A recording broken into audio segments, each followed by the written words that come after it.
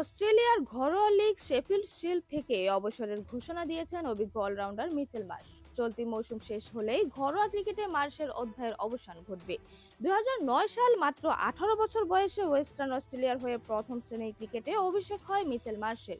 দীর্ঘ ক্যারিয়ারে তিনি শেফিল্ড শিল্ডে 55 ম্যাচে 2744 রান সংগ্রহ করেছেন এবং 82 উইকেট নিয়েছেন। তবে গত এক বছর ধরে সাদা জার্সি পরেননি। সর্বশেষ ভারতের বিপক্ষে মেলবোর্নে অনুষ্ঠিত বক্সিং ডে টেস্টে খেলেছিলেন। ঘরোয়া লীগ থেকে অবসর নিলেও টেস্ট ক্রিকেট চালিয়ে যাবেন মার্শ। এদিকে ঘরোয়া ক্রিকেট থেকে সরে দাঁড়ালেও মার্শের মনোযোগ এখন বিগ ব্যাশ লিগে এবং অস্ট্রেলিয়ার ওয়ানডে ও টি-20 দলের নেতৃত্বে।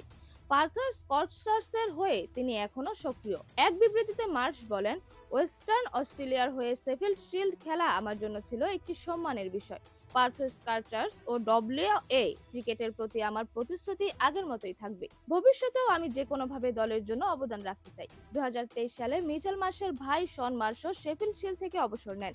তবে মিচেল থেকে বেশি ম্যাচ শিল্ডে খেলেছেন শন মার্শ। তার পাশাপাশি জাতীয় দলেও একসময় নিয়মিত ওপেনার ছিলেন শন। এইরকমই যে কোনো খেলার আপডেট সবার আগে পেতে অবশ্যই চ্যানেলটি সাবস্ক্রাইব করে রাখুন। ধন্যবাদ। Flavours news.